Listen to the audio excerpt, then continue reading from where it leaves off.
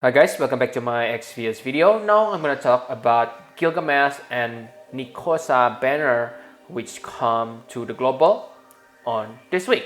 So I'm really happy, okay, because we get Gilgamesh really fast after Edward Elric we get Gilgamesh, but I'm also sad at the same time because that means we don't get any Easter exclusive unit.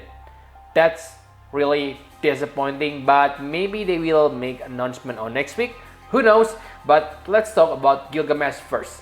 So one thing I noticed here is we don't get the nerf version. Yes, I know it's not worth the nerf because we already have Edward Elric, but Gilgamesh has better damage potential than Edward Elric. So yes, his lifespan only 1 week, but don't worry, your Edward Elric is still good because Gilgamesh has one fatal weakness.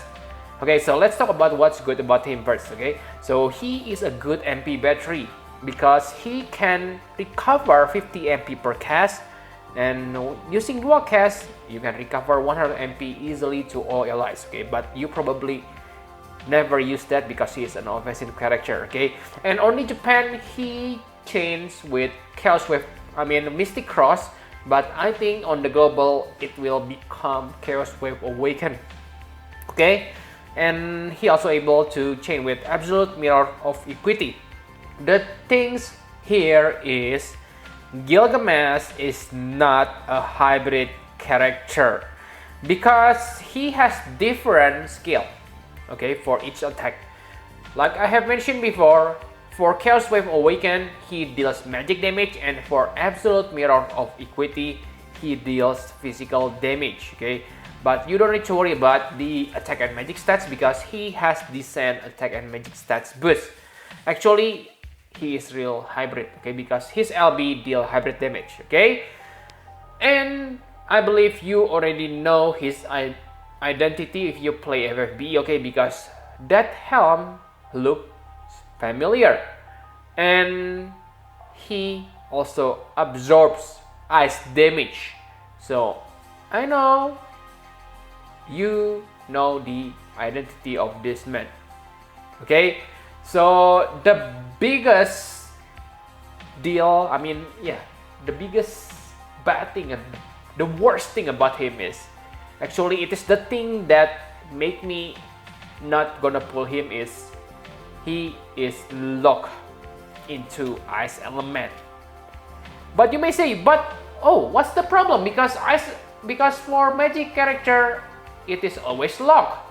Yes, okay, I know his Chaos Wave Awaken or Mystic Cross gonna be ice element, but the problem is also with his physical attack. Whoa, his physical attack deal ice damage. So if you equip other weapon, you will become dual elemental character. And yes, that's maybe not a problem if the enemies doesn't have any specific resistance against ice. But let's say if the enemy able to absorb ice or have ice resistance, your attack won't be as strong as it should be. Okay, that's what makes me hate him. Okay, so for Trust Master reward, I must say it is pretty decent. Like you can see, it gives you 45 attack magic, 25 defense spirit, really good armor. Okay, you can, yeah, it is almost equipable for every attacker or both physical and magical if they able to equip helm. Okay, so enough about Gilgamesh. Now let's take a look on the permanent character because Gilgamesh is limited. So the next is Nichol of the Epsilon star. So he is a buffer on Japan, and based on what I look on the Japan, I think he's kind of ordinary. And yes, Gumi agree with me because they give him global upgrade. Okay, so let's take a look on what he can do. So first, he able to give your party AoE ice elemental attack. Imbue your elemental attack. Okay, and also give that party 100% ice resist. That seems nice, but I think the situation where you need these two at the same time kinda rare, because usually if the enemy use ice attack, which make you need that ice resist buff, the enemy also usually resist against ice, so that makes this useless. Okay, but if the enemies don't have ice resist, okay, then it's good idea to give your party AoE ice imbue. And he also able to chain with Aurel Ray. So wow, it's pretty old move, but I find it is really good because it has long chaining number. Okay, so it can easily multiply your finisher damage, especially if your finisher is through dual wield characters like Crown Prince Noctis. Okay, because they need higher chain number. Okay, so he also able to recover 65 MP per cast, which is quite good.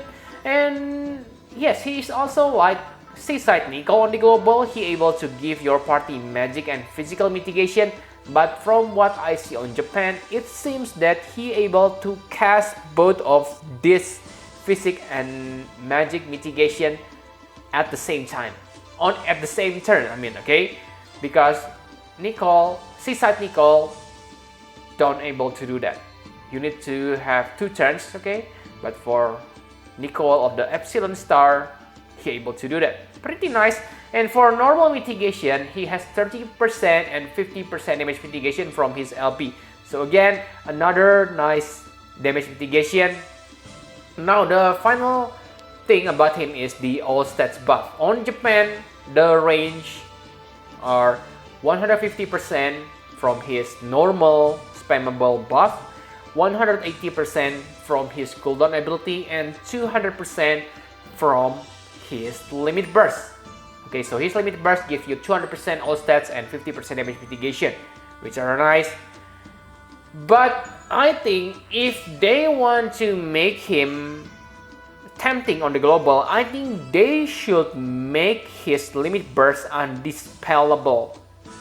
In that case, Chin just got competitor. But without that, oh, I'm sorry, because Chin is still better. You may say, but he has 50% damage mitigation. Yes, I know, but there are a lot of characters who able to give you 50% mitigation, and they don't need to be a buffer. In fact, on most recent trial, we kinda discard our buffer and replace them with something niche, like AoE physical evasion, because ordinary buff, if they are not indispellable, I mean, they are kinda dead weight, okay, because you need to cast them. But if they are undispellable, they are good. That's just my opinion though. Okay, so my complaint here is every time I see a buffer, my little heart scream, Elfim, when? Now the final 5 stars character, Sakura of the Delta Star. Oh guys, we just got Prime Mustang. So we also get her because she is actually a copy of Roy Mustang. The difference is she deals lightning damage. Okay, and for killers, she has 150% buff against aquatic, beast, and undead. So nice when you fight those enemies type, but really guys, if you really love this kind of character, then I believe you already have Roy Mustang. And if you already have Roy Mustang, you really want to pull only for elemental difference? If yes, then go ahead. But for me, oh, she is a big no-no. Okay, so for the 4 stars character, whoa, I must say, whoa, they don't even bother again. The abilities, even this character, Colundo, release, let's say 2 years 2 years ago when the 4 stars characters still matter, I think he still sucked because his maximum break is still at 45%. So just imagine at this point, trash. And his Trust Master reward, whoa, it is absolutely trash. Nullified Silence? Are you kidding me?